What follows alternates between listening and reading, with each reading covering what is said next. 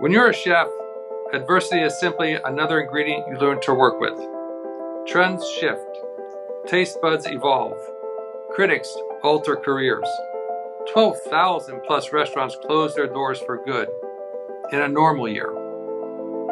And then there's 2020. By the end of dinner service, the world had changed. Reservations became a thing of the past. Bustling kitchens became soup kitchens, an entire profession on the verge of being 86th. Adversity had a different look this time, a different guise, a different appetite. But one thing it didn't have was a clue what it was up against. We don't run from adversity, we run with it. Toques became our masks. Dining inside became curbside. Cooking for us became cooking with us, virtually. Chefs, once again, came together. Even while sustaining a knockout blow, our profession still managed to sustain us. All of us. From farms to families, from our heartlands and coastlines, to our teams and our communities. None of us returns the same from something like this. But our spirit, our ingenuity, our dogged determination, our commitment for providing nourishment, especially during unprecedented times, proves we will never be defeated. This profession serves, always has, and always will. Hello, I'm Tyson Beckford. Welcome to the 2020 Michelin Guide California Virtual Family Meal. We may be spread out across the state and across the globe, but I think we all can agree nothing has the power to bring us all together quite like food. In my world, a family meal is like when we get together, we barbecue, the cousins come over. But in the restaurant industry, it means more than just food.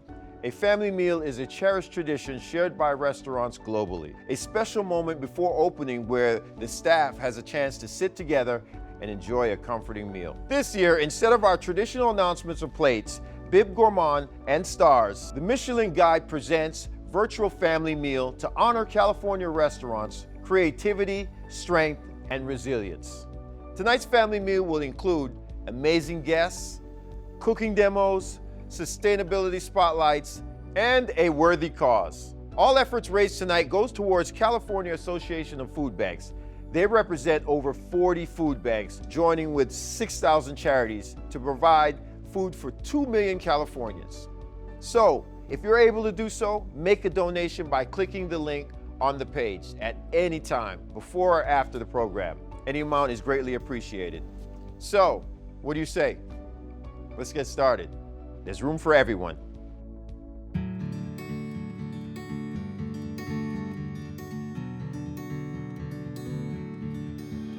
The importance of family meal really stretches across our entire profession.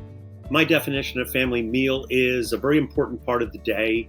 It's a special moment. And it just warms my heart because it just makes me feel so connected. It is where the kitchen crew and the front of the house, everybody who works on our team, sort of like regroup and recenter before service starts. And it's really nice to see people enjoy themselves, sit down at the table and enjoy a good meal.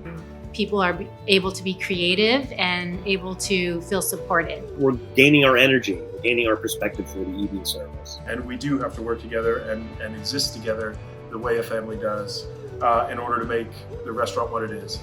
It also speaks volume about how much you care for the people who work for you. It's just the togetherness. More than the meals, everybody eating from one big plate together. Helps to reinforce this idea of coming together for nourishment.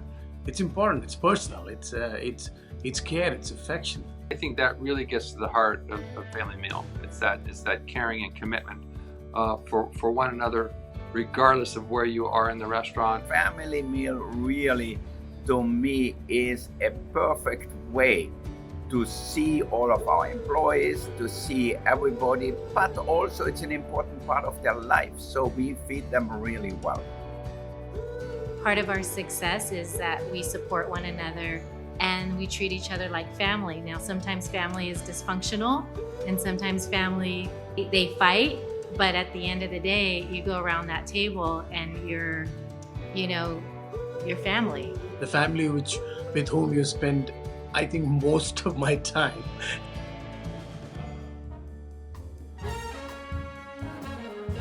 Hello, I am Gwendolyn Poulenec and I have the privilege of leading the global team of inspectors as International Director of the Michelin Guides. In addition to the highly acclaimed star category that awards restaurants that are worth a stop, a detour or a special journey, the Michelin Guide also recognizes restaurants with Bib Gourmand and Plate Awards. The Michelin Guides family of restaurants in California represent a unique bond unlike any other. Many head chefs at the Plate, Bib Gourmand and star levels started their careers and mastered their trade in Michelin Guide rated kitchens across the state. This is why when one restaurant closes its door due to the devastating impact of COVID-19, we all feel the pain and heartbreak of their loss. And when one restaurant's building is destroyed by a wildfire, we grieve alongside their entire team. Throughout the next year, we know the industry will face enormous challenges in getting back to its feet. However, our daily exchanges with chefs and with our dining community give us the utmost confidence in the comeback. We know chefs will continue to demonstrate their extraordinary skills and customers will soon return along with our dedicated inspectors.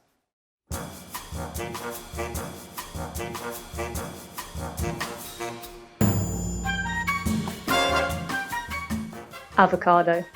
Avocado. Artichokes. Artichokes. Almonds. Oh, figs. Or avocado. Yes. Sunshine. The light. The light, the sunset, the sunrise. It's so inspiring. Olive oil.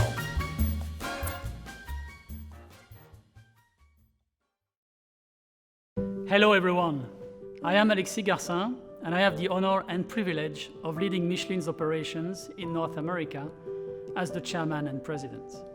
While this year's event is different than in years past, it is my pleasure to be a part of this virtual family meal experience that for the very first time connects esteemed chefs, restaurant teams and food lovers from across the globe, among which I'm one of those. And while my feet may be on the ground in South Carolina today, I can tell you that my heart is definitely with the people of California, a state that has been severely impacted by both the COVID-19 pandemic and devastating wildfires. And what you are experiencing right now resonates with me, as some of my most cherished memories with my family are from our time vacationing together in your great state this summer. And as we see you in California being severely impacted this year, we thought about a way to support the Californian communities.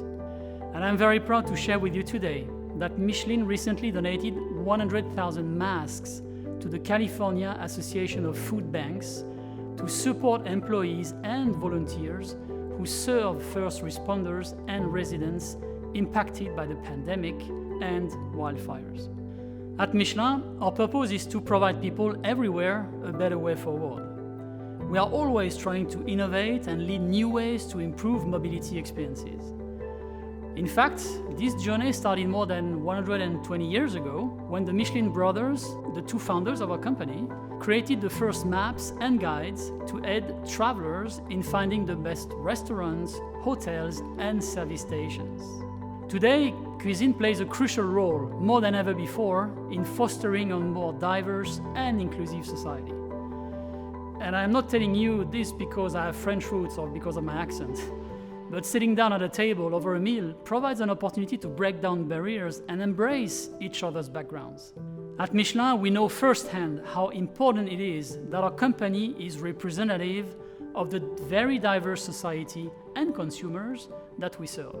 This is why earlier this year, we organized a strategic action team within our company on the topic of diversity, equity and inclusion, and in an effort to confront ongoing and systemic issues related to racial injustice we are facing globally.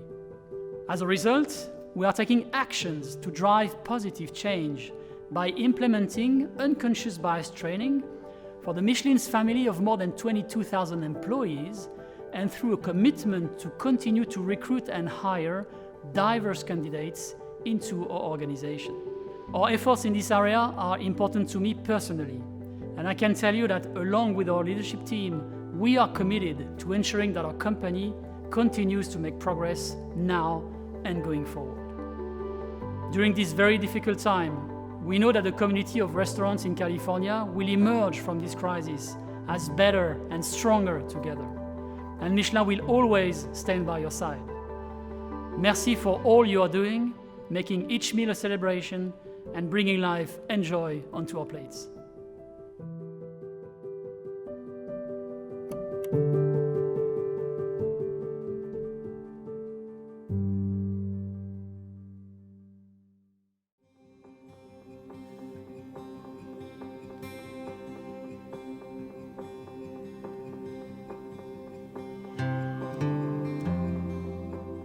Most of the times when you make family meal, you tend to make what you enjoy the most and what you grew up with, what you thought it was very tasty. And it's because they're connected to a memory and they feel that love and that warmth that they felt at their grandma's kitchen or their mom's kitchen.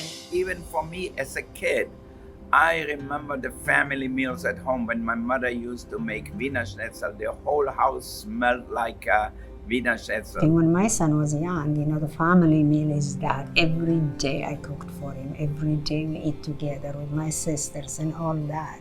Some of the basic things which what I would cook for my son, a basic spaghetti, a creamy tomato sauce, some roast chicken and thyme.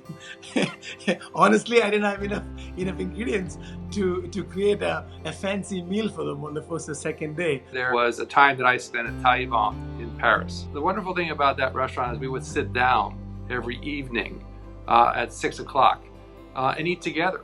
And that was, to me, a real example of what family meal can be.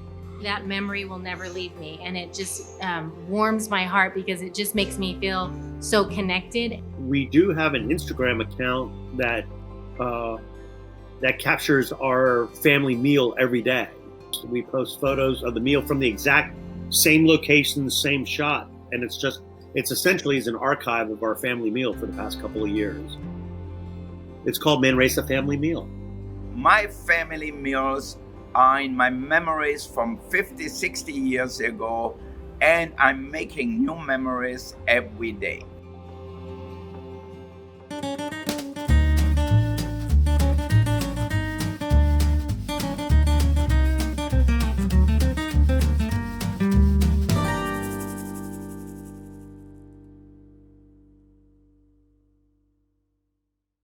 Thank you all for joining us today for this family meal, and special thanks to Chef Dominic Kren and Chef Nikki Nakayama for joining me for this virtual roundtable. Hello, Chef Keller. Hello, Chef Nikki. It's so nice to see you guys. Hi, so nice to be here and see you. It's amazing. I can't believe it. It's like we're just living in a small bubble, and it's nice to see your faces. Hi, chefs. How are you? Great to see you. Great to be with you. I'm looking forward to our conversation today, and very excited. So thanks for being here. All right, chefs. There are a few topics we like to cover today that are particularly relevant to our profession right now. First of which is the state of the fine dining. Obviously, we all know that this year has brought about significant challenges to fine dining establishment. And so what I would like to ask is, how have you seen restaurant pivot on what you think the future has in store for fine dining? I'm always challenged with this idea that fine dining is the only thing that is challenged when there's a significant occurrence in our country or in the world. I think all dining has been challenged. Whether you're a small restaurant, casual restaurant, ethnic restaurant, we're all extremely challenged. If I feel that they always want to alienate the fine dining compared to other dining, I think we need to stop the narrative. We all in together. There is diversity. There is, as Chef Keller say, there is fine dining, high-end restaurant, a casual restaurant, and there is everything for everyone. And yes, people are very excited, to treat themselves to something that they want to be pampered, and it's okay. I think that uncertainty is causing a lot of anxiousness for a lot of people. And I think what was once really enjoyable about being able to go out and spend time with other people is kind of a limiting factor now. There is a great demand for the opportunity for guests to come to fine dining restaurants. They want to experience it again. I was just recently in New York opening per se a week ago, and one thing that I noticed, and you certainly don't think of everything, but one thing I noticed was everybody was so happy to come into the restaurant because they could get dressed up again. So when there is opportunity that people do get to go out, I think it really is upon us to do our best to take care of guests, as we always have. People want to be nourished in different ways, and some nights they want to be able to come in dressed up and feel elegant and celebratory and luxurious and have that fine dining menu. Other days they want to go, have a taco. It's okay, but the standards need to be the same. And so the standards for all of our restaurants need to be looked at in that same way as well. And I think we need to talk as being an industry inclusive. So it's really up to the media. So I'm calling out the media to stop that narrative. It is the narrative of the media for some reason. But a restaurant, whether it's fine dining or casual dining, as we all know, it's there to nourish our guests. And that's the most important thing. So whatever we do, and Dominique, you have a casual restaurant, and the standards of your casual restaurant is the same standards of your 3-star dining restaurant. Yeah. And it's the same thing for us here. Because otherwise, I just we feel that people look at us as being separated than the other people in the industry. And at the end of the day, we cook. We work very hard and we welcome customers. Yes.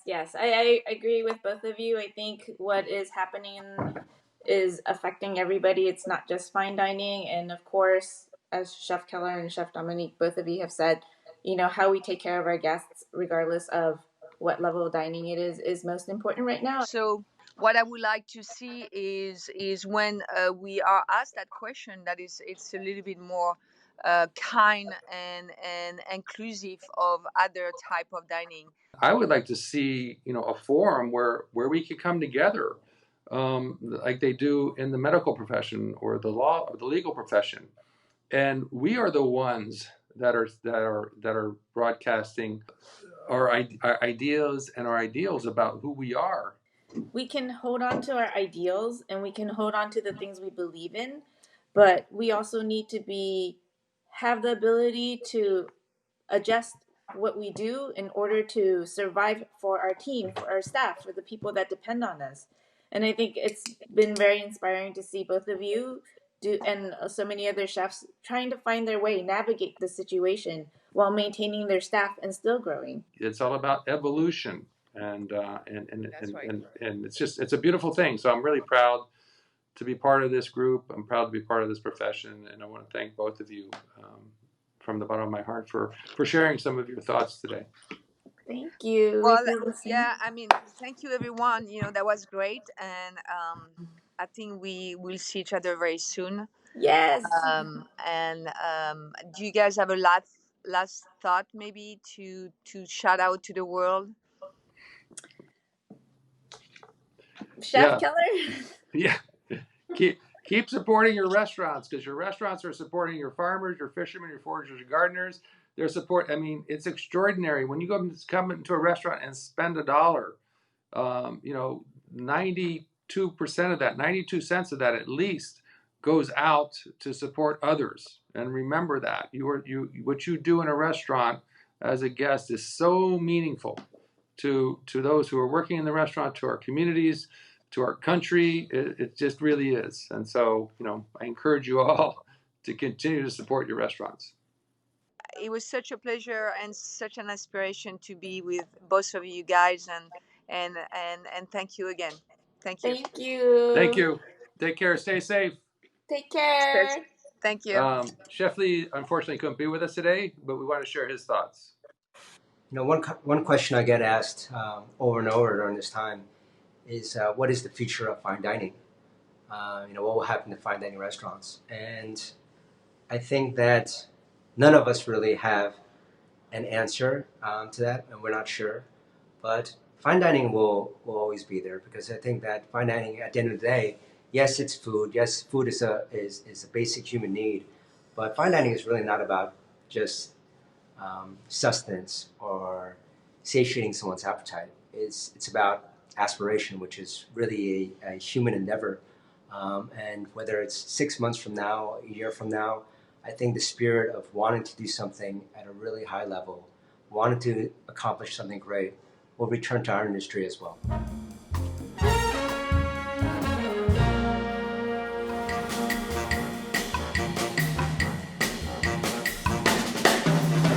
Fresh. Fresh.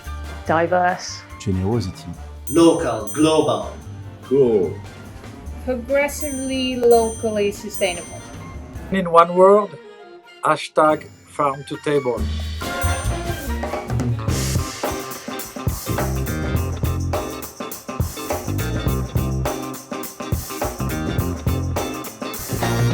What a treat to hear industry leaders talk shop. Getting together at a table, even virtually, is a dream come true. Of course, we'd all like to be together right now, but we're all doing our part, keeping each other safe during the pandemic. COVID-19 has taken a significant toll on the restaurant industry.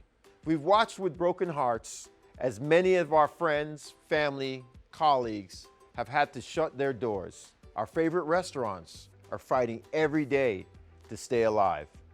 And once again, we're seeing chefs do what chefs do best, serving the community.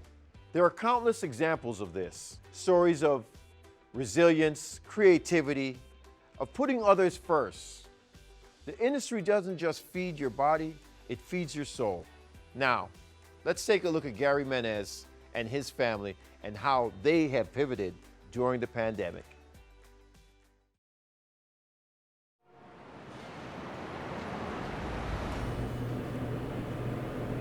Look at that, Carla. Look how much pepperoni's on there. Like you can't even see anything else.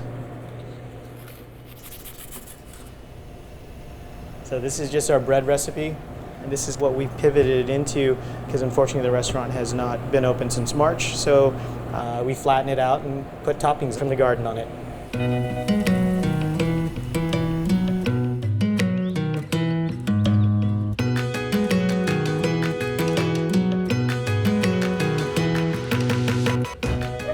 Not only do we do bread, we do briskets and turnips, we do rutabagas, we do eggplants.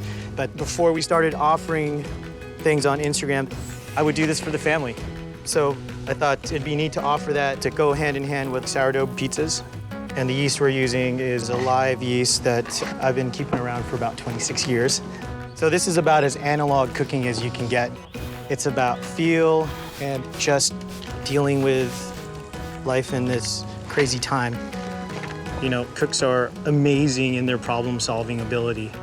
You have 150 guests, everything has to be up in 2 minutes, and you have people yelling at you, something's burning, something's not in the oven, but for some reason, you figure it out. So we've quickly made that transition, and I'm glad to be doing it. It's kind of how I would do it at the restaurant. Flashbacks. Normally when the restaurant was open, we would have an 8-course vegetable-inspired tasting menu, scripted by the second.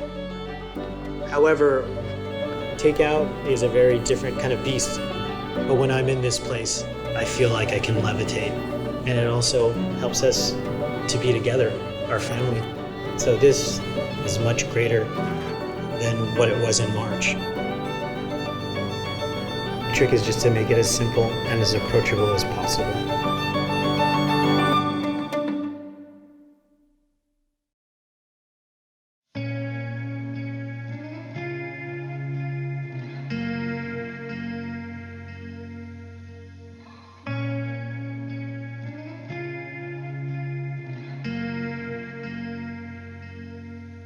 Well, I think like everyone, we had to pivot and do takeout for a little while. We did just takeout. The menu initially changed massively. We just did a to-go menu. We were offering a to-go model, a pickup model. You know, a 10-course tasting meal at to-go is rough, and we've done it a couple times. It is super big, huge topic to us because we never focused on takeout before. Rostock Maria was not designed to sell food for takeout. So we did a sort of self-reflection, and it seemed to me as though the most important function that we might serve would be to offer comfort. There was still a big opportunity to provide that comfort for people in their lives. We did this so that we could bring a sense of comfort. It's really sad that seeing people who has kids cannot, pay their kids meals or sorry. It's really hurt, but we move on. One of the great things about what we've been able to do with a couple of different organizations is cater for the first-hand workers in hospitals and also to neighborhoods that need maybe a hot meal now more than ever. In the beginning, we did a lot of hospital donations and sponsored hospital donations. We have, for the most part, been cooking for seniors, food insecure communities, Black churches, homeless. And there's been a huge amount of just feeding people, organizing, getting food to the community in a low-cost manner. It's helping support the restaurants and helping support food relief and people from going hungry. There's so much uncertainty going on right now. And the most important thing for us is that we kept our team together and that we gave everyone purpose. We were going on up in January and February, and this is going to be our year for so many things. And now it's just going to be our year, just in a different way. I hope that what's temporary is this forgotten joy of sharing a meal in celebration of what makes us different and the same and alive. Yeah, we get through this, and it's really touching. I feel like you guys feel the same. So.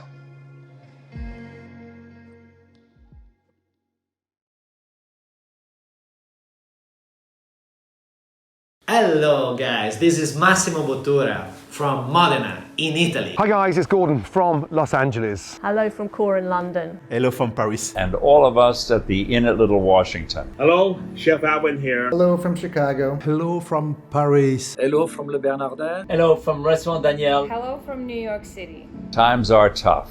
It's been a difficult year. But as part of the Michelin family, we gladly accept the challenge to transform it, transform it, and transform it into an opportunity. We all know colleagues, partners, and friends who have had to make drastic changes, close their doors, and put their dreams on hold.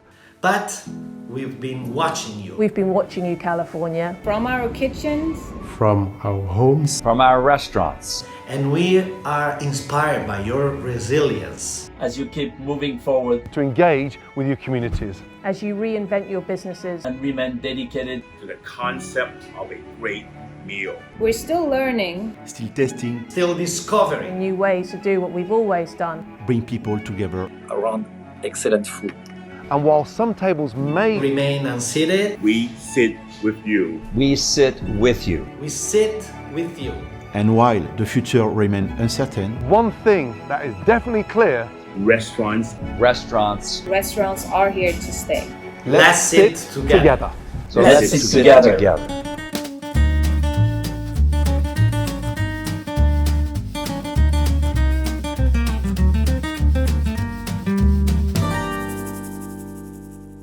Sustainability is at the heart of Michelin's global strategy, with a commitment from all leadership that in the Michelin of tomorrow, everything will be sustainable.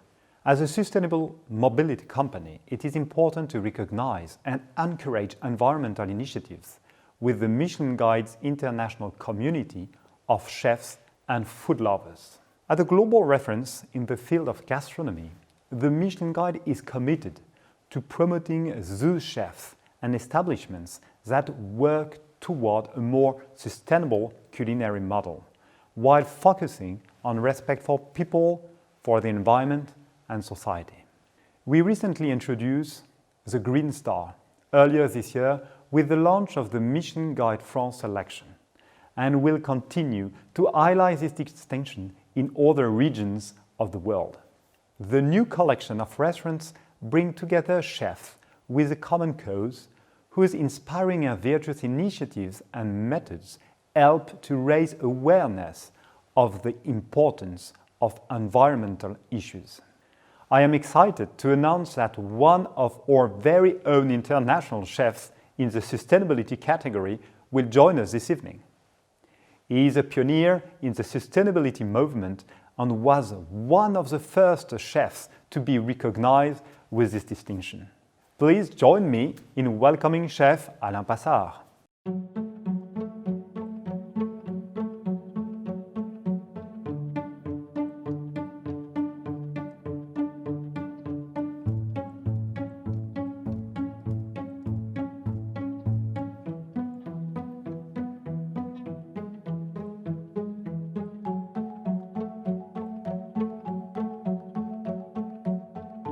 Cette cuisine légumière, elle a un côté artistique qui est merveilleux. Et justement, à travers les saisons, ce qui est fabuleux, c'est que tous les 3 mois, j'invite mes 5 sens à une nouvelle histoire. Ce que j'aime, c'est associer des mauves, des roses, des rouges, des verts, des jaunes. On la trouve assez peu ailleurs que dans le végétal. Et en plus de ça, on met en valeur un métier qui avait un peu disparu. Le jardinier. Quoi de plus beau que d'aller chercher dans le jardin, d'aller cueillir le matin des herbes fraîches, d'aller cueillir une courgette sur la branche. C'est rassurant. On a besoin de ça aujourd'hui pour faire la cuisine.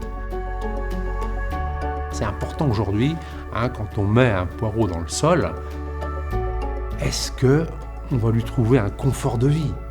C'est quoi le confort de vie d'un légume? C'est sa saveur, son parfum, et sa texture et sa beauté. C'est un produit vivant comme vous et moi, donc c'est important qu'il ait ce confort de vie au quotidien. Je crois qu'aujourd'hui, vous savez, quand on est cuisinier, quand on a un restaurant, on doit être un exemple. Un exemple pour tous les gens qui travaillent avec nous, nos assistants en cuisine, en pâtisserie, en boulangerie, en salle, en sommellerie. C'est important quand on est dans une maison que nos assistants, justement, eux aussi, s'aperçoivent que nos maisons sont respectueuses de la nature. C'est important de leur laisser ce message parce que peut-être qu'un jour aussi, eux auront leur maison. Ils auront envie aussi de respecter cette nature qui nous est chère. Un guide comme le guide Michelin doit mettre en avant effectivement cette cuisine qui respecte la nature et qui respecte les saisons. Donc pour moi, c'était un véritable bonheur, c'était un cadeau du ciel de savoir qu'une institution comme le guide Michelin de mettre la main sur cette aventure.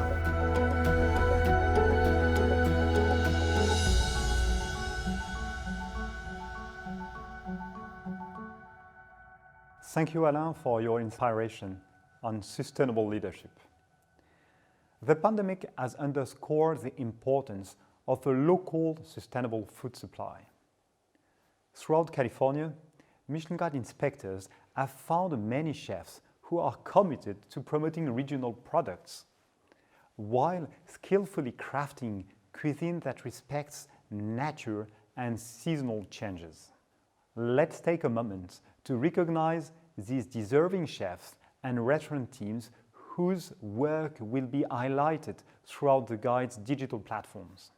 These individuals represent the very first sustainable distinction in the United States.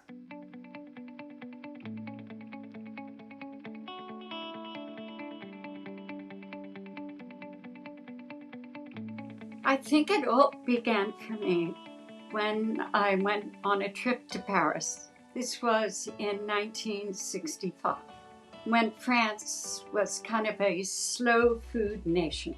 And you always bought the food at your farmer's market that was in your neighborhood. And I thought, well, maybe if I open a French restaurant, that I'll find that food somehow. When we committed ourselves to a regenerative agriculture approach, and we bought directly from the farmers. So we got to know them. And to be connected with nature is critical for our future. So it's not just an option, it's almost an imperative that we get to know the people that feed us. We have to think about sustainability in several different ways, I believe. One, of course, is the ingredients that we use in our restaurants, making sure that they're coming from sustainable sources, whether they're coming from our garden across the street or from across our country or across the world. What's important also is the sustainability of communities. Part of that is working with those farmers, those fishermen, those foragers in those communities to make sure that their community is sustainable. Our job is to make sure that we work with them and support them. So sustainability goes further beyond just ingredients, and we have to make sure that we take this into account when we're considering what to use. We are entering our 5th year of an exclusive farm-to-table relationship with Fresh Run Farm, one of the oldest certified organic farms in the region. This relationship has proven to be vital to Quincy as it is to the farm. My team and I work closely with third-generation farmer Peter Martinelli to determine what's planted each season, and we commit to reducing waste by using everything that Peter harvests. We've always been very, very conscientious as to the purchasing of our vegetables and proteins to make sure that we understood how they were grown and who we would buy from. Sustainable practices has been at the core of our restaurant since the beginning, and our philosophy, obviously. We are bringing all the vegetables from our farm, which is a regenerative farm up in Sonoma. We are also a farm that work on the non-waste as well as the restaurant. We also working on a be plastic free in 2021. It's a biodynamic organic, and every day is a day of learning and being curious and being more sustainable than the day before. So everything that we source is coming from our immediate surroundings. So summertime, all the seaweeds coming from the cove, produce, herbs, right in our backyard, either from a farm up the road, but nothing is being imported. We also use a very minimal amount of meat, even going just full pescatarian when possible. The products is definitely most important. Our sustainability here at SingleFed is really driven by Katina's farm and our agricultural practices, because everything here is really based first and foremost on what comes from our farm. That's really drives the conversation here. It drives the cuisine, it drives everything that we do. Now more than ever, people have a sense of awareness and they really have a desire to connect to their food system. And I feel like people are taking a lot of value in having a deeper understanding as to where their food is coming from and how it's being grown. And I think that's a beautiful thing. I always call this a delicious revolution because it's really not hard to do. It isn't hard to do because it is connecting us with a set of human values.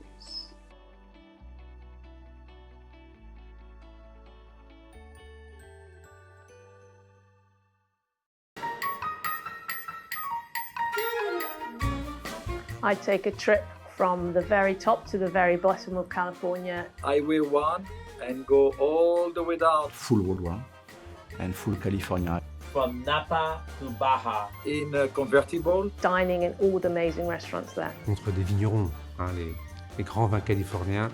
Eating, indulging in good food and amazing hospitality for as long as I can do it. Pour moi, c'est mes plus belles vacances.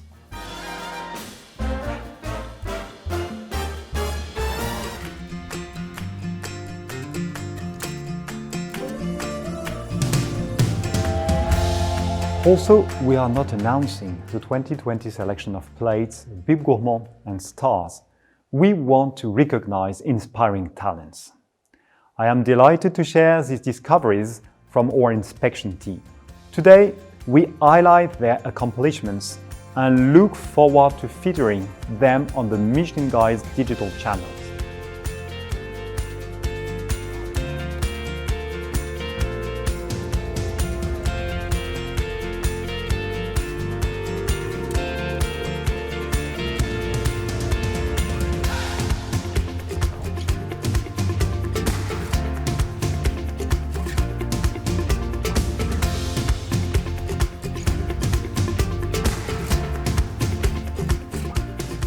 The cuisine at Aziza is modern Moroccan, and we take dishes and ideas that are very traditional and we cook them in a way that reflect the area where I live, which is San Francisco. Aziza provides an experience where it's not just the food, but it's the vibe and the atmosphere and the hospitality that people experience when they come in.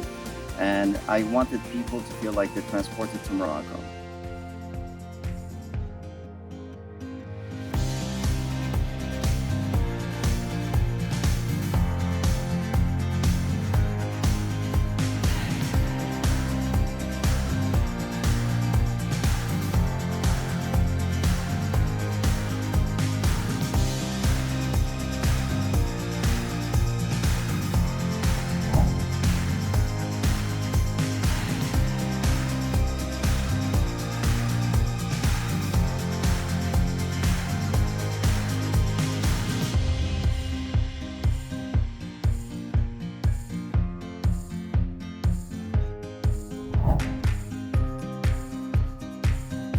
Woodspoon is, I consider, a rustic Brazilian kitchen. I am from Minas Gerais, and most people that knows Brazil know Minas for the cuisine, how we are very pleasant, but with a little excellence in what we do. What I have created here, it is truly an extension of a home. A home for me is a meal, is a taste, is a memory, and food is one of the strongest elements of a home.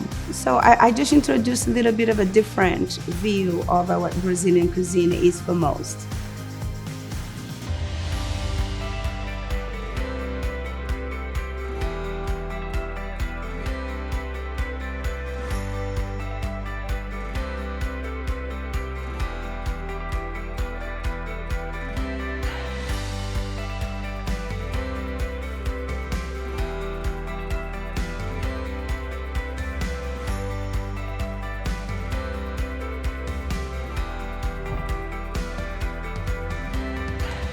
So my inspiration for Choc was an inspiration from my family. They're from the Yucatan, Merida, Yucatan, and I felt that this cuisine had a lot of bold flavors that I grew up with. One thing about the Mayan cuisine, that it's very forefront in smoke. And Choc is all about smoke and spices and recados, which are rubs that we make here. We named our restaurant Choc because he is the Mayan god of rain. And rain is such an important part of the agriculture in Yucatan. It helps the crops and the corn, which is very a staple to our cuisine.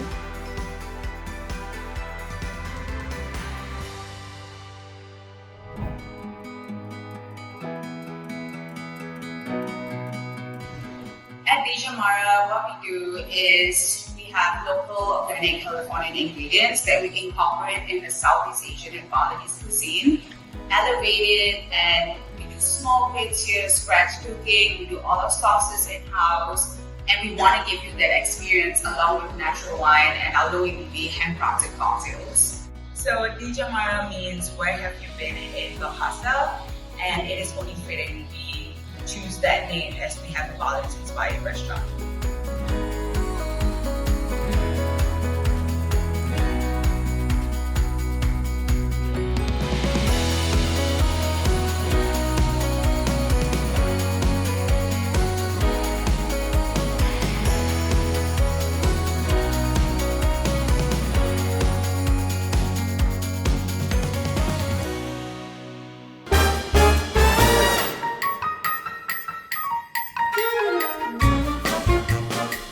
Surf.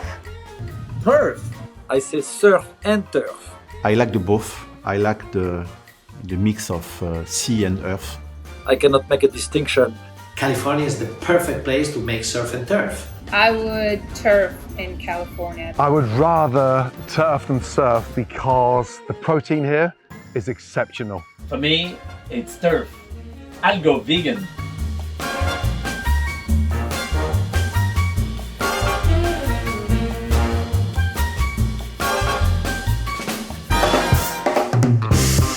Now it's time for a special treat to close out the evening. Let's join Chef Curtis Stone of Michelin-rated Gwen and Michelin-starred Maud as he cooks up one of his family's favorite meals. Thank you so much to the Michelin Guide for bringing our industry together again.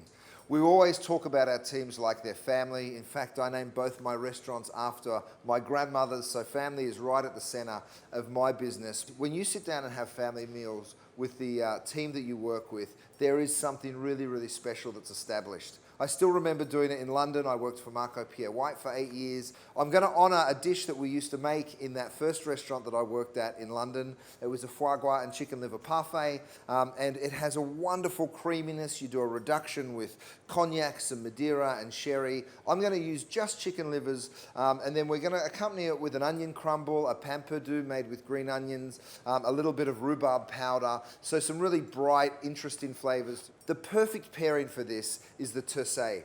It's just so wonderful. You feel a brightness from the tercet that just cuts through some of that rich creaminess of the parfait. I think it's a wonderful preparation. First of all, we start with a hot pan and we make a reduction. Some Madeira, some sherry, and of course some cognac. Then we add some shallots that have been finely sliced, thyme, bay leaf, and peppercorns I've put into my sachet, and we let that reduce down to a glaze. The next thing that we're going to do is make our puree or our parfait, and we're going to do it in a blender. We have 4 eggs, 400 grams of butter, and 400 grams of chicken livers. We're going to mix the reduction, which I've already pre-made, with the livers, and then we're going to temper everything. So what I mean is we take a bag and we literally fill each bag with a different ingredient. Then we're going to vacuum pack each bag and drop it all into the same temperatured water. We take the reduction we made with the cognac, the Madeira, and the sherry.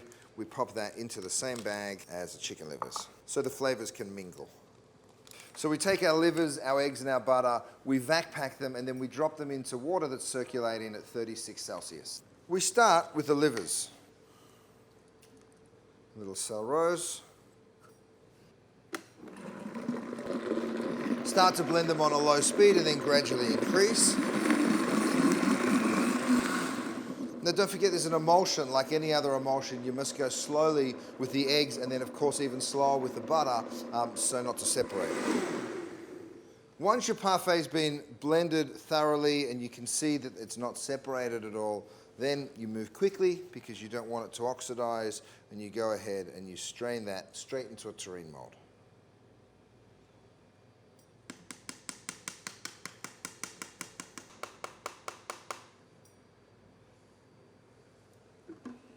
And then we seal it with foil. You take the foil, you place it over the top of the parfait, crimping it tightly, and then on the ends, you fold it back in.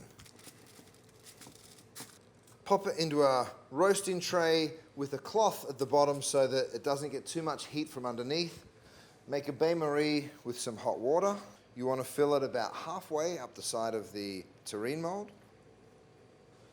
It now goes into the oven at 68 Celsius for about 70 minutes. So the terrine has come out. We've let it chill, obviously, overnight. You remove that oxidized top layer from the top, and then you're ready to serve the parfait. I've made a pain perdu, which is very, very simple bread pudding, which I'm about to drop into some hot oil and fry. Just gently add it to the oil.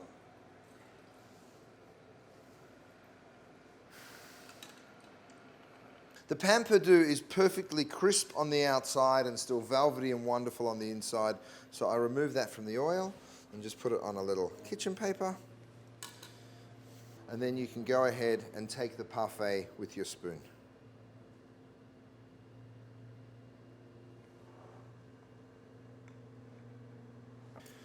Then I smear the parfait across the plate, just like that. A little of the rhubarb powder. Pain perdu, some of the mustard seeds, pickled red onion petals. So the whole time you're kind of looking for that sharp, acidic kind of note to balance out the richness of that beautiful parfait. A little onion crumble, some of my herb emulsion. the Banyau's vinegar reduction. And last, a few micro herbs that represent the herb emulsion that we've also placed on the plate. So that's my chicken liver parfait. Beautiful pan perdu, pickled mustard seeds, that rhubarb powder, the Banyau's vinegar, lots of interesting flavors and textures there. And I'm gonna pour a little of the tercet. Thanks, Remy Martin. And I really think the balanced, beautiful, bright,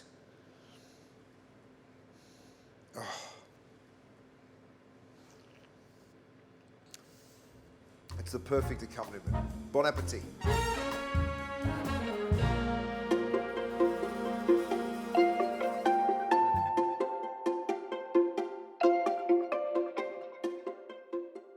The restaurant, of course, is my family. Really, my family. La diferencia entre mi familia y mi segunda familia, que es el restaurante, no tiene mucho porque igual se trabaja con el mismo corazón, con la misma pasión. We do have to work together and exist together the way a family does in order to make the restaurant what it is. I don't really have a home. I live at Luna, so this is my house and they're all my kids. You're almost like with your family, you can open up completely. So that actually, I feel it strengthens the camaraderie of the team. I always tell people we are a family restaurant. We are not a big restaurant company or anything like that. That family in the kitchen works really hard together to make sure that family meal comes up on time and it's fresh, it's nourishing, it's a moment of relaxation, if you will, in our restaurant. It feels like home because everybody eats together. My family at home and my family here at this restaurant, I love everyone and care about everyone the same. And I look at my children and I would do anything, and I'm a mama bear and I'm very protective, and I feel the same way here with my staff.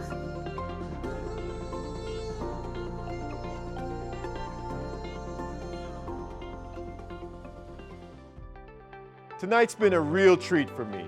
Thank you for joining us for the family meal. Check back on michelinguide.live for highlights from the event. Once again, we encourage you to make a donation to the California Association of Food Banks. Also, whether through takeout and dining in, or even picking up a gift card, please support your local restaurant. Our favorite places are depending on us to help pull them through. From everyone at the Michelin Guide, thank you for letting us be part of your day.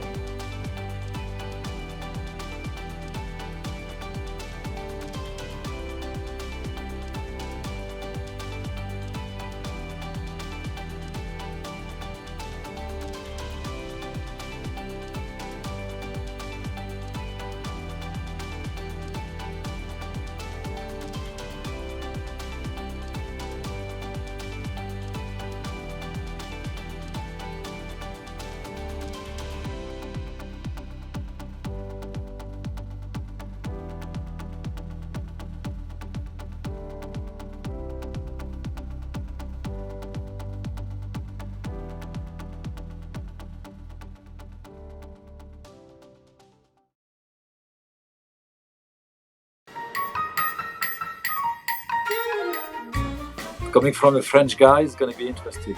Bro, let's hit a serve. My wave is freaking high. I'm stoked. Hey, dude. Okay, I'm British, so it's not easy. But dude. Take it easy. Life is cool. Something like that, I don't know. Are you kidding me? I'm too big to surf.